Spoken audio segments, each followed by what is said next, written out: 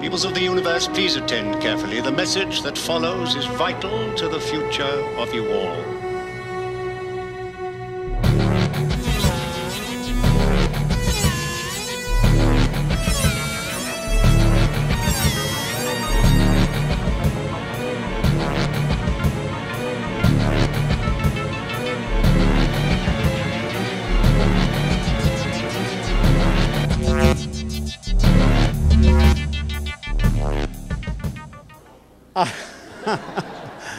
I know what I'm going to do now. I'm going to tell you about myself. I don't normally do this, but I like you. I'm normally very reticent and self-effacing, and I know some short words. I come from a long line of iron and steel workers. Mother did the ironing, father did the stealing. Auntie was a tap dancer. She only had one leg, but she went down well. When I was young, I studied the piano. I studied it for 2 years, and then I realized it was a large black thing with 3 legs and slightly discolored teeth. I used to have shocking teeth, you know. If I had had one white one, I would have had a pool set. But I gave up the piano, and I tried to be a fire eater, and I found it gave me heartburn. And then I tried to be a contortionist. A contortionist, I found after a few weeks training, I was able to put my legs over my ears, but I made a spectacle of myself. And then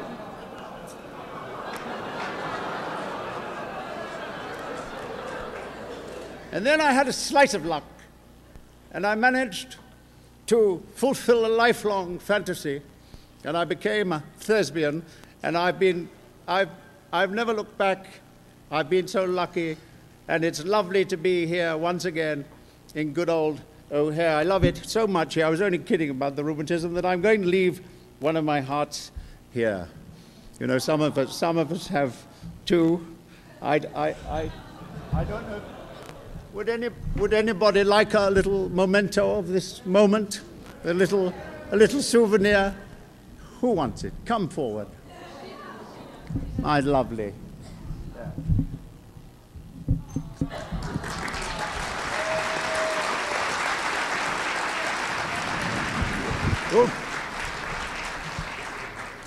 Think nothing of it. Working for the BBC enables one to dispense plastic largesse in this way. Working for the BBC entitles one to the luxuries of life, like bread and shoes. I flew here. It wasn't bad. We made it. But, well, we took off at London Airport, and then the pilot made us put them on again. I sat next to this lovely girl. I cocked an eye at her. She cocked an eye at me. We both sat there cockeyed. But what I don't like are those security checks and all that sort of touching, you know, the frisking, because I don't like it. I don't like being touched by strangers. Well, not very much. And I'd like to know whose fault it is. I mean, is it the IRA? Is it Gaddafi? Is it Saddam Smallbrain with all the medals on his chest? I'd like to shrink him.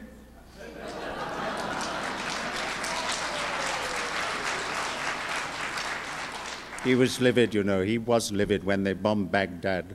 His library went up in smoke. He lost his books. He lost his books, both of them.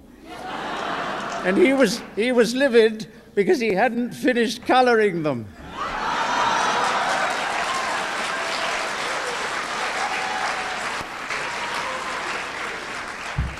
Saddam spelt backwards. His mad ass, you know.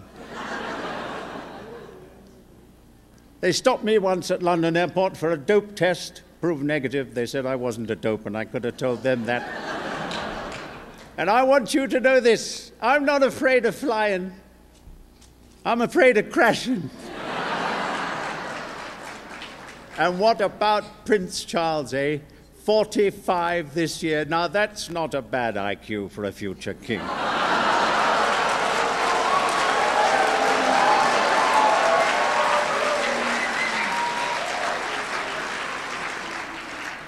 he went to one of your key universities recently, I think it was Yale, and made a charming speech about science fiction. I didn't know he was into science fiction. He went like this. He went, cardinals are red, royals are blue, Blake Shelton's okay, but Diane and I love Doctor Who.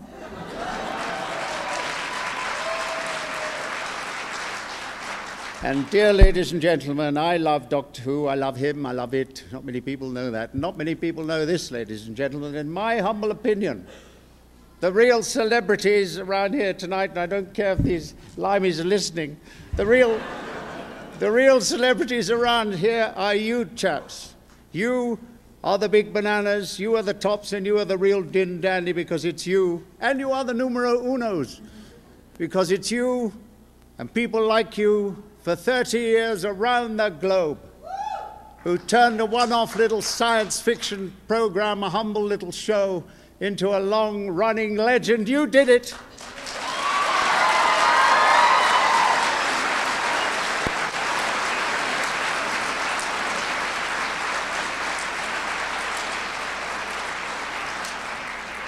You did it by spending your hard-earned, highly taxed wages. Read my lips.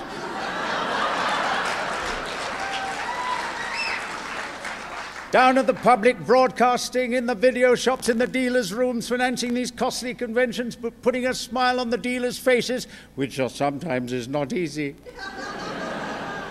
And when we were on hiatuses, it was you that wrote those fantastic letters to the BBC saying, please, BBC, may we have more of the master. I mean the doctor. Oh.